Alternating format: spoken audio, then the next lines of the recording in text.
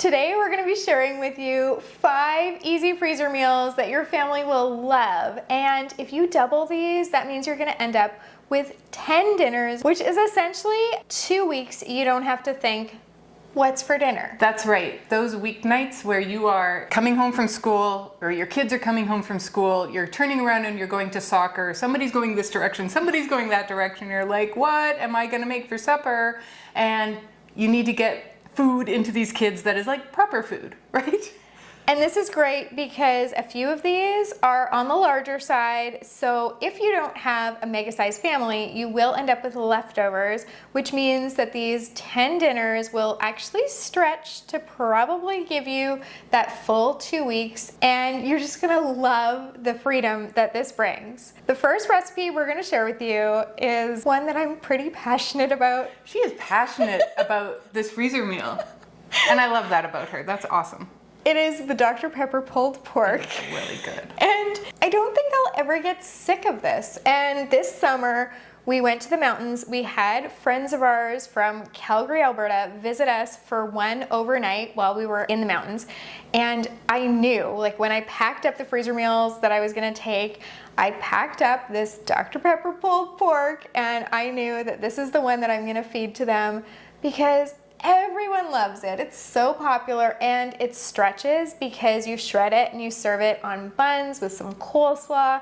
And so therefore your one roast goes pretty far. And it's a good thing too, because it's one of those ones that smells so good as it's cooking. You're gonna have neighbors show up and knock on your door and be like, excuse me, ma'am, what is that fantastic thing I'm smelling? And then you will feed them, and then you will have friends. And it's that good. It is. So into your large freezer bag, you're going to add your pork roast, a coarsely chopped onion, some chipotle peppers in adobo sauce, brown sugar, salt, pepper, and some Dr. Pepper. You want to wait a few extra seconds before you close the bag because you want to wait for the bubbles from that Dr. Pepper to dissipate a little bit, and then you're going to get as much air as you possibly can out of your bag so that you don't end up with freezer burn, and you're going to seal that up and toss it into your freezer. When you go to make this, you just thaw it, put it in your slow cooker so then you can be out and enjoying life. We actually went and played pickleball with our friends. We went for a walk and we ended up seeing a black bear, which was really, I prefer to see them when I'm in my vehicle, to be honest with you. But it was far enough away that there was no fear or anything like that. But we did see a black bear. But it does give you a feeling. Definitely. Yes, We're like, I hope he doesn't decide to come walk in this general direction. We also saw some deer on that walk. It was just like a beautiful walk, and we could go and be enjoying that time with them because I knew that dinner is like making itself over in our vacation condo, and we could go back, and when we walked in, just like Christy was saying, we could smell it. It was ready to shred, and then again, we just served it on buns with the coleslaw, and it is so tasty. All the flavors, like from those chipotle peppers. If you don't like things spicy, you can leave out some of the chipotle peppers, or you can pull them out after it cooks instead of shredding them in with your meat. I shred them right in there as long as whoever we're serving it to is okay with a bit of spice too. But yes, so delicious. This next recipe is ham and cheese sliders, and it is a great meal for everybody. Everybody loves the ham and cheese sliders. They're homey, they're gooey, they're warm, and they're just so good. Yeah, and they're another one that you could serve to company. We just had our little guy's 3rd birthday party, and I made 2 trays of these because I wasn't sure how many people were going to be coming, and I just thought, you know what, they're so simple to put together. When you go to Costco, you can buy that 2-pack of the slider buns. Mm-hmm. It's a no-brainer. You make Totally. 2 of them. Yep. And when you're making them, like when you're assembling one, it's just as easy to assemble a second one right beside it. So I just made 2, and then I knew that if we had more people come, because we had so many maybes, you know how that goes?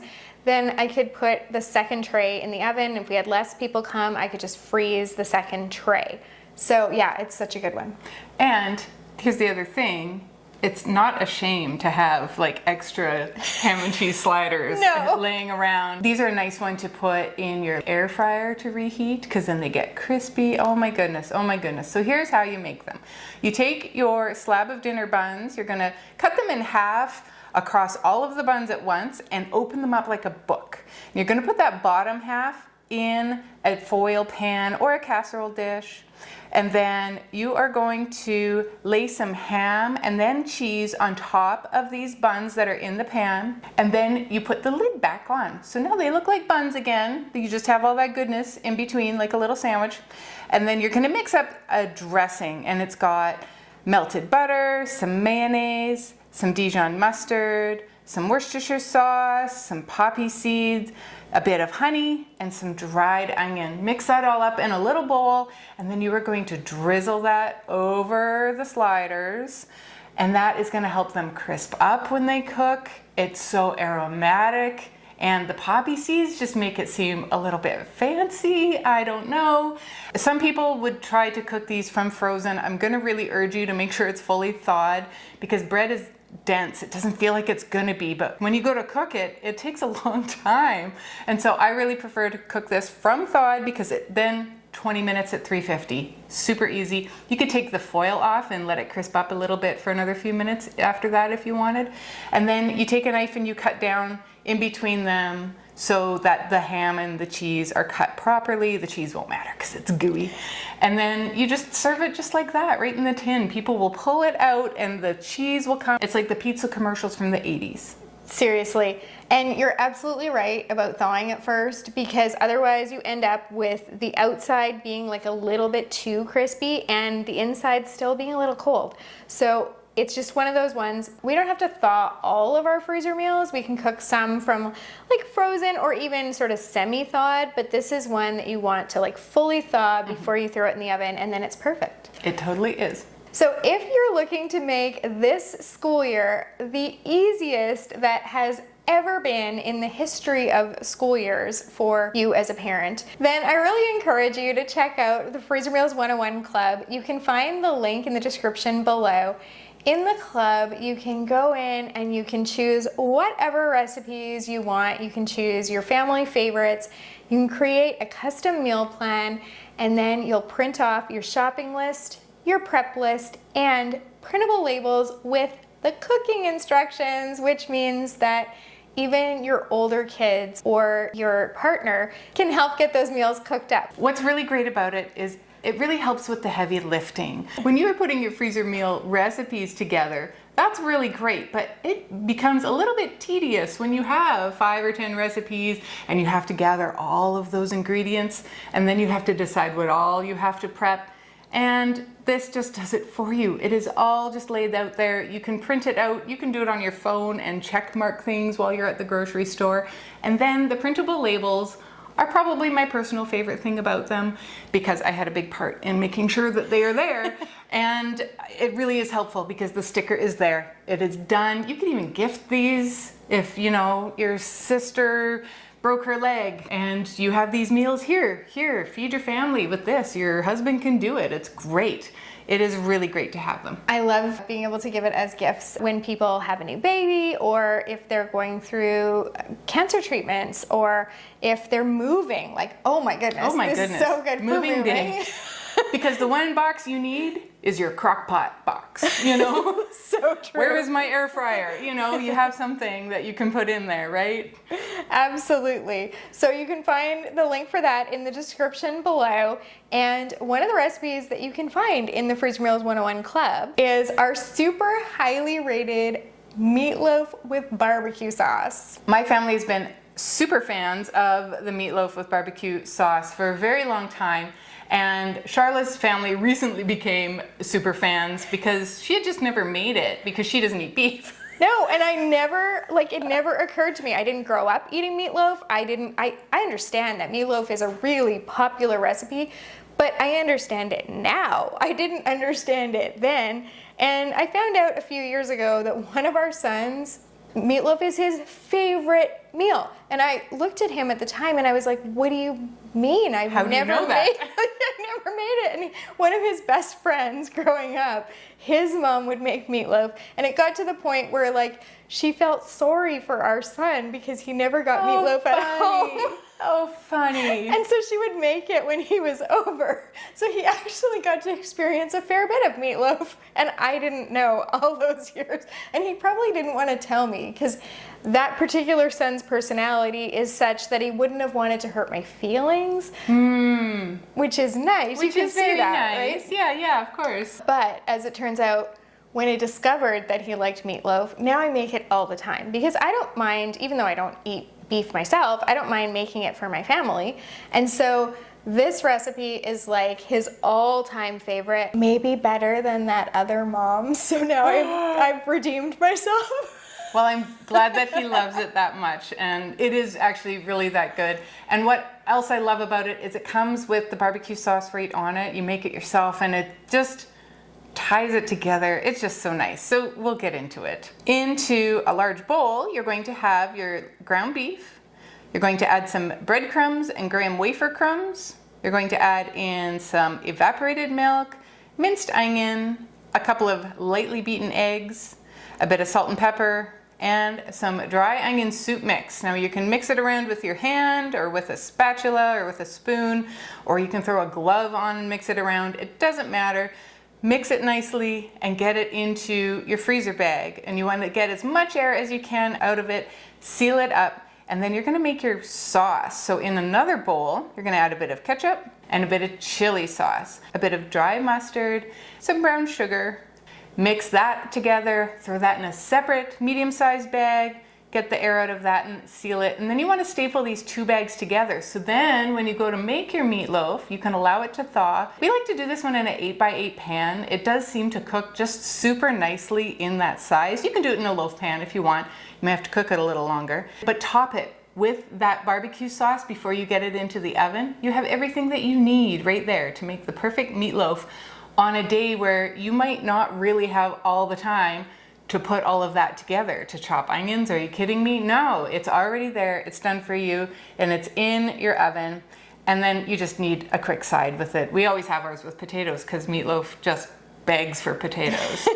But you know, you could do it with rice, you could do it with pasta, whatever. Enjoy this one because it's delightful. We're gonna move on to some chicken recipes. The really great thing about doing this kind of recipe, we call them dump recipes because you just dump the ingredients into a bag, is you can make them so quickly because literally if we're doubling each of these, then we're gonna lay out all 4 bags for the 2 recipes of doubled chicken. Does that make sense? I hope that makes sense. Yeah. And we're gonna have our chicken in each bag and then we're gonna dump the other ingredients into it. So in a matter of minutes, you've got 4 meals made. The only downside to dump recipes is that on the day you go to cook it, it's not a full meal. You're gonna need side dishes. And one of the things that Christy and I have done this year is we signed up for a CSA. What does CSA even stand for? You know what, as you were gonna say it, I'm like, I don't know what it stands for. I'm gonna look it up. Hold that thought. And so CSA is? Community supported agriculture. And it is where consumers buy a share of the farm. So we did that when we purchased our CSA, and then every week we get groceries. So it has been a really great way. It takes care of our produce, but it's been a great way for us to branch out in terms of the usual side dishes that we make. Because you don't really know from week to week what you're gonna end up with, which is part of the fun. So every week you have potatoes and carrots. And I will just say that Christy and I are splitting it because Christy's my neighbor 2 doors down, so it's super handy. We take turns who goes into town to pick it up because there's a pickup location. And It's my day today. It is, except I'm sending my mom, but. Okay.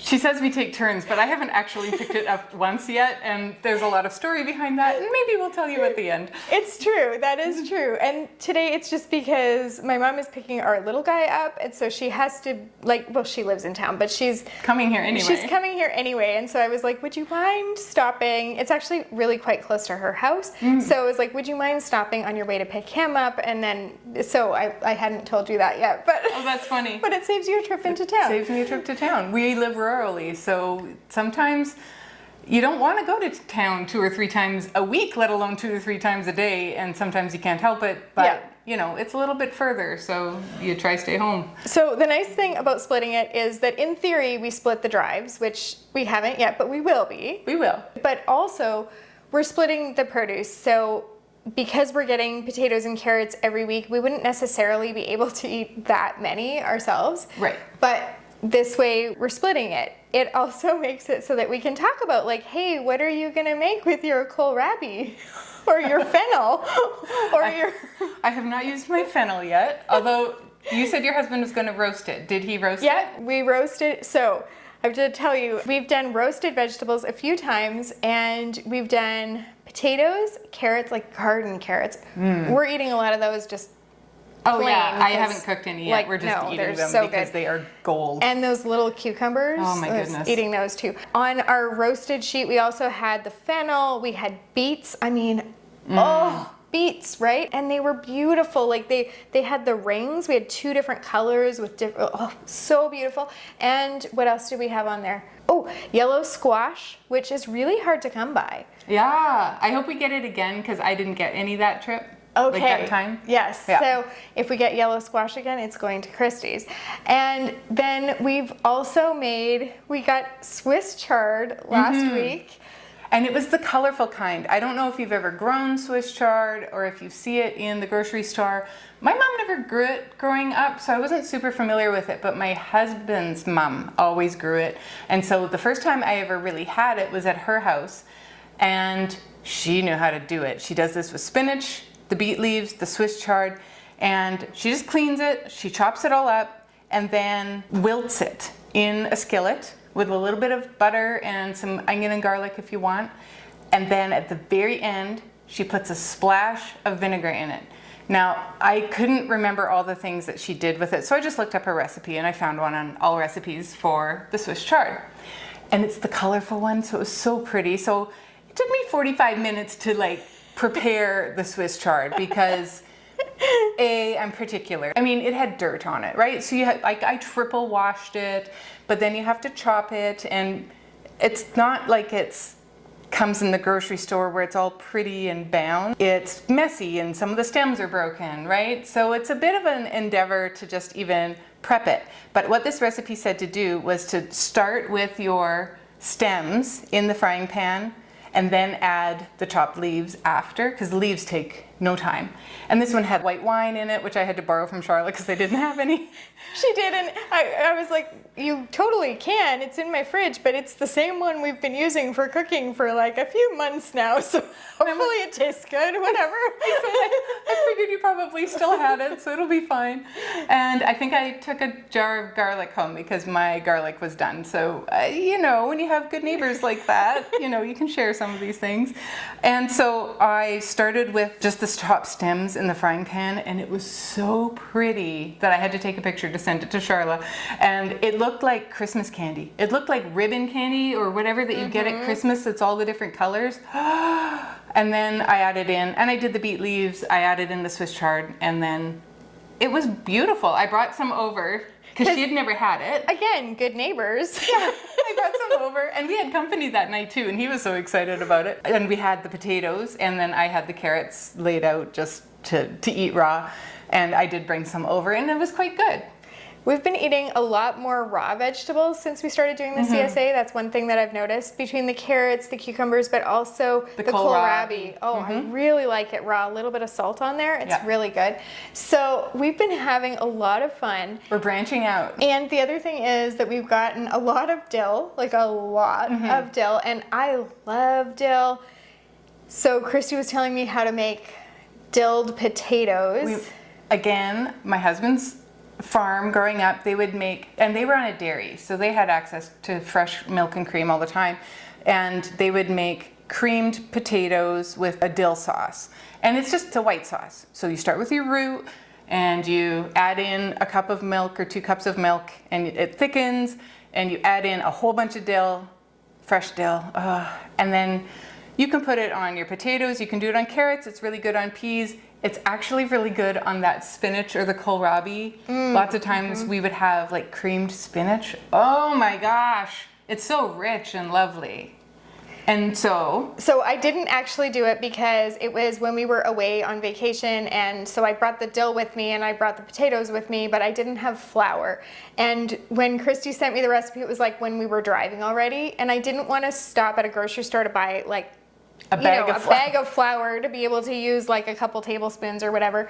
So I didn't make it, but what I did is I did just sour cream on the potatoes with a bunch of fresh dill, and I mean, still same idea, right? And delicious. And the other thing about like garden fresh potatoes like that, we had some last night from my garden, and we did nothing to them because they are so tender. I was out picking Saskatoons at my sister-in-law's because it's also Saskatoon season, which we've talked about these before. They're also called service berries someplace, and they look like a little blueberry. And they're delicious, and I have them in my yard. Yes, I'm so excited for you. So I texted home and I said, could somebody go dig potatoes, please? And so I got home and my daughter had scrubbed them up, and they're just these beautiful red potatoes sitting there, and oh, they were so good last night. And we had them with, what did I have? Mississippi pot roast. So good. So good. And the other thing we've gotten is cauliflower, and you get like sometimes different colors, like the purples. I've had purple and like the bright orange and yellow. And those are just hybrids. Those are just bred that way to be like that. I was hosting my cousin and her daughter, and they're like, oh, GMO. And I'm like, I don't think it is. So I looked it up, and no, it's just straight up hybridization to make these purple cauliflowers.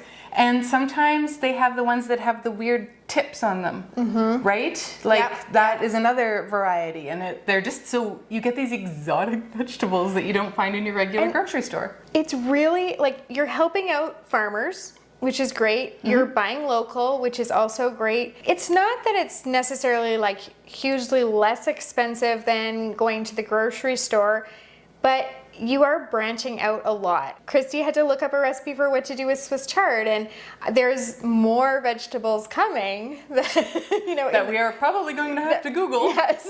And sometimes like I had to send Christy a picture of the kohlrabi and be like, I know this is fennel, but this one that kind of looks sort of fennel-like, but not, like, what is this? And she's like, oh, that's kohlrabi. And I had to look it up the first time because I'm like, oh, I haven't seen that one before. And we grew up, my mom planted turnips, and they've got to be related. Yeah. Like they have a similar texture. Rutabagas. I think we call the proper term for our turnips is a rutabaga. I think we have a misname for them in our area, but it doesn't matter. It doesn't matter. They're all good. It's so good. And so this has been a great way to change up side dishes in both of our houses. And actually, the other day I made marinated salmon skewers. It's from a video. I'm not even sure which video it was. It's quite a few months ago now. And it was a brand new recipe that we were trying. And then it has just sat in my freezer. And it's one of those ones where we thought it would be like the first one we tried. But and neither of us had done it yet. We didn't. And so Christy came over that night. I forget, you were helping me with your email. You're helping me with a tech problem. And so she popped by, and it just happened to be at dinner time. So I was like, you gotta try this salmon. And I had like that sheet of all the roasted vegetables, and like it was such a beautiful meal. I also had pork chops because we are in the last stages of our pork chop experiment. Oh my goodness. It has taken like a year in the making. Forever to get to these pork chops, but we're finally, just because we were gonna have a pork chop party for those of you that missed it, and we were gonna try all these different kinds of pork chops and then see, what the winners were and whatever, but we never got around to having the pork chop party. In the meantime, these pork chops just sat and sat and sat. And people were asking, have you had your supper club yet? Have you tried the pork chops? And we're like, no.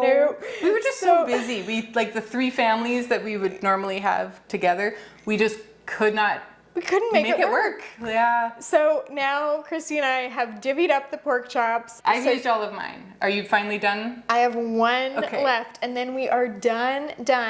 And that means that some of those recipes, because some of them were amazing. So good. So those ones are going to be coming to the Freezing Meals 101 Club soon, because we're at that stage where we're going to make those decisions, and we are excited. But I digress.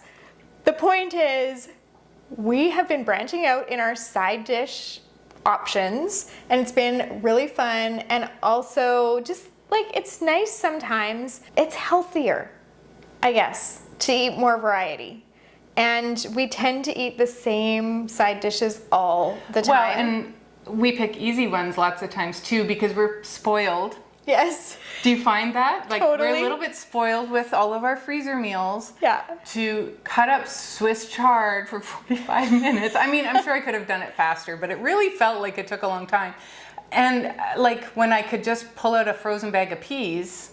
Right. Right? Like it's... Or the cilantro lime corn that's sitting in your freezer, homemade. Maple dill carrots. Totally. Like, they're sitting there, right? So we need, and I don't think there's a way we could make Swiss chard into a freezer meal. No. No, I'm gonna just jump right in and say no to that one. Yeah. But yes, this has been really, really fantastic, and any of these new sides would go really well with these chicken recipes that we're gonna finally share with you. Thank you for coming with us on our little CSA journey. This chili glazed chicken is super simple. All you're gonna do is have your chicken breasts in your bag, and then you're going to add in some chili powder, cumin, balsamic vinegar, honey, and a little bit of chicken broth. You're just gonna squish that all together in the bag to coat the chicken. Gonna get out as much air as you can, seal it and freeze it. When you make it, you thaw it, and this is one that you can cook either in the oven, in the skillet, or even in your slow cooker. So it is super, super easy. You can choose the cooking method based on what you've got going on that day. The skillet is gonna be the fastest. So if you've got a day where you are getting in from work, or you've had just a really busy day running errands or appointments or whatever, and then you've got something else you need to be at, you just have that little window of time, then skillet's gonna be the way to go. Oven takes a little longer. And of course, slow cooker is great for if you are going to be out that day and you just set it and forget it, come home and your chicken is done. And whatever method that you use, you can serve it with some of those sides that we talked about, or your own favorite sides. One of the things I love to do with the chili glazed chicken, I make mine with thighs instead of the breasts, and I barbecue mine. And it is just, it gives the edges a little bit of a crisp, and it's nice. And one time I had guests over, a friend of mine who lives in Saskatoon, not the Barrie, it's the city. They were visiting and I made these, and she said, she's in the club. She's like, I have always thought about trying these, but I thought it would be spicy, so I never did. And I'm here to tell you, it is not really spicy at all. It's just nice and flavorful.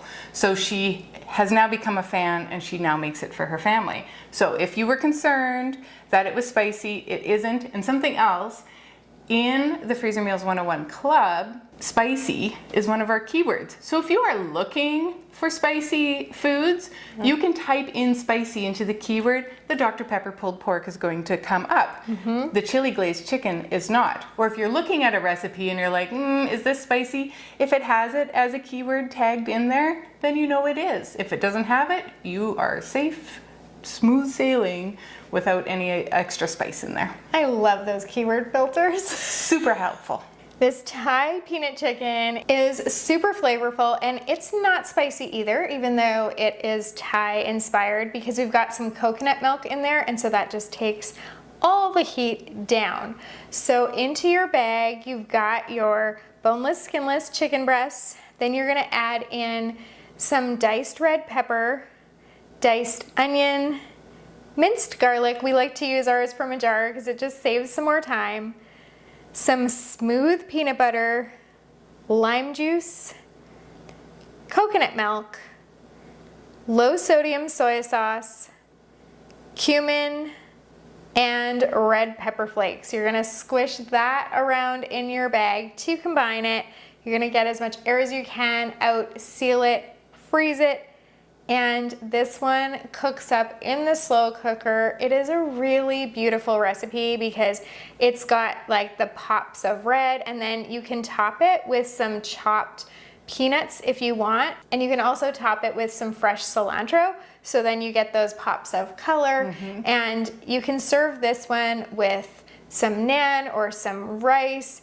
And it does have vegetables in there, so you don't have to pair it with a vegetable, but if you wanted to, you could do some Asian-inspired vegetables like some bok choy, some baby corn, those kind of things. And this one is just, I find that my kids like recipes that have peanut butter in them. Yes, our sticky chicken is very good too. That comes to mind because the peanut butter in it just gives it a little something, a little depth somehow, right? Yes. Yeah, it is a good one.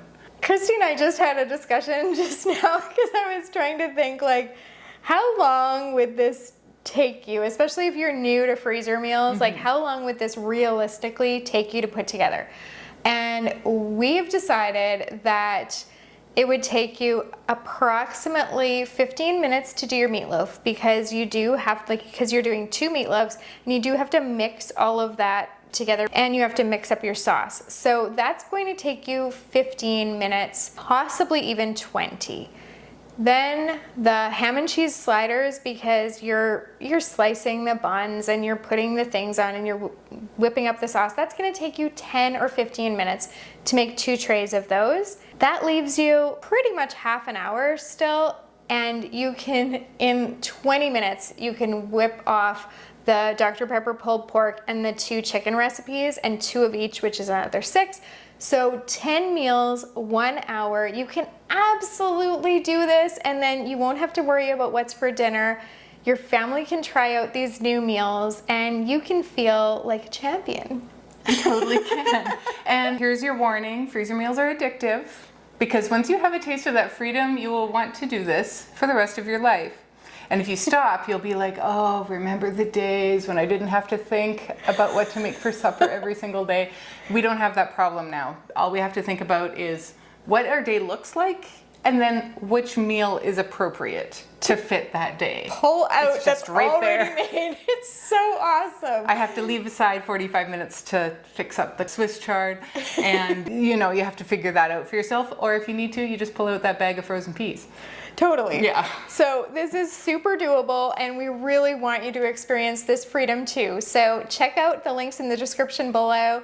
Thanks so much for being with us today, and happy cooking. Bye.